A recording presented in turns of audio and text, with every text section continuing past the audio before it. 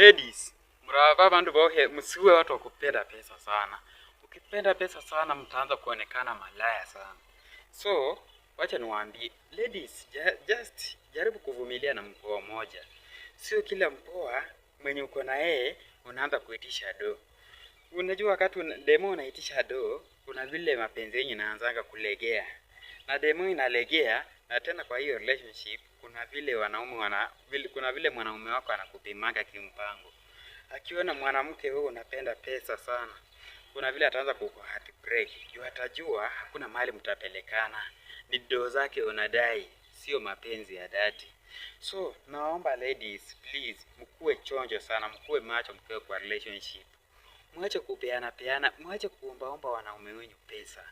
Unajua ukiombaomba mwanaume wako pesa, anajua hata huko nje kuna mwenye unaitisha pesa. Juu hiyo ni kumaanisha hauko in love na yeye, ni pesa zake unataka kukula. So, na unajua kuna kitu kibaya kama mwanamke mwenye anapenda pesa. Huyo mwanamke ni malaya kitu ya kwanza.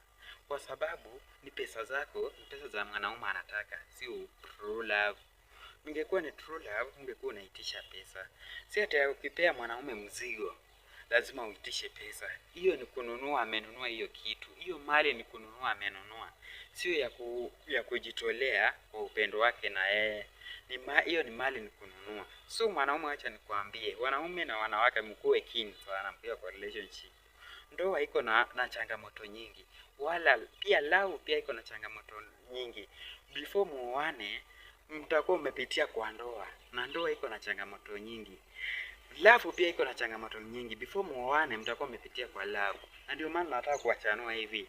Gents and gentlemen, nataka kuachanua hivi. Mkiwa kwa relationship, mwanamke usiwe mtu wa kupenda pesa.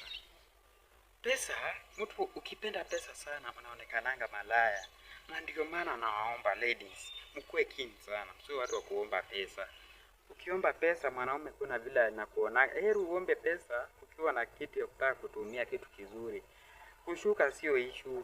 Kushuka unaweza nyoa, unyoe kama mimi hivi. Nyoa kama mimi, si kushuka. Kushuka unapea boy wako headache sana. Sisi wanaume tunaumianga na vile tunataka kuambia.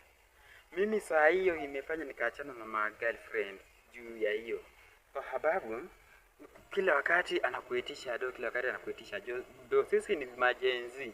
Majenzi sisi tutatoa wapi pesa saa hii? Vipi tupatie na wazee wetu? Juu kazi hatuna. Tunaona huko hakuna kazi, huku niko town ni kuhangaika. So mnaitisha majenzi pesa. Sisi ndio maana siku hizi naona kuna kitu nilikuwa nimesahau. Siku hizi nasikia mnatembea na mababas kwa sababu ya pesa. Umeona sisi majenzi hatuna pesa, mnakimbilia mababas. Unajua mababas hawana gharama. Walilea vijana wao, walilea watoto wao wamelikuwa. So pesa zao za retire hadi hazina kazi zinafanya. So mnaona hizo pesa ni heri mtumie mkule. Lakini sisi majenzi sisi tulichanuka, sisi tunawaelewa sana. Na ndio maana sisi tunaendea wababa. Kwa sababu ndio maana sisi tunaendea wamama, mashuga mami, kwa sababu mashuga mami pia wanajali maslahi yetu. Wanatutolea pesa ndio pia sisi tuwatibu. Lakini nyinyi majenzi wasichana nasikia mnaendea wababa, kumaanisha tuko opposite na nyinyi. Saa hii tunatafuta watu wenye hawana gharama. Lakini nyinyi wasichana hizo gharama zenyu itabidi mpunguze.